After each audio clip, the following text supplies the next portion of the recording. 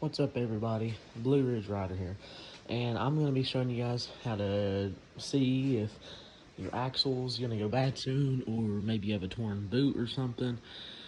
But yeah, so what you're going to want to do is come in here, right? Get you a light or something so you can see better, and look at your axle. See, my axle here, it has grease on top of it, which does tell me that the axle is in fact torn somewhere or busted somewhere on the boot.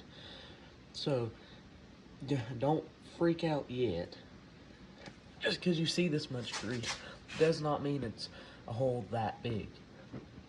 What we're seeing right here is when the axle rotates and that hole's open on it, the grease flings out of that hole and flings around in circles when the axle moves, and it flings around the outside of it.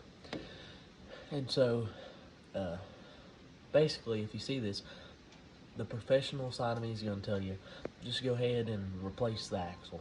The axle has already been exposed to dirt, mud, water, everything, and changing a boot really won't solve too much. It just prolongs the inevitable. So the non-professional side of me is going to tell you, run it till it breaks. Now, what we're going to do to prevent this is you're going to want to take some of that clear Flex Seal spray. I don't have any on hand right now, but I can make a follow-up video showing how to do it. And you just spray it along the outside of the boot. And what that does is that creates a waterproof seal around the boot, and that will hopefully protect it long enough for you to order one and wait for it to come in, or heck, save up money for a new axle.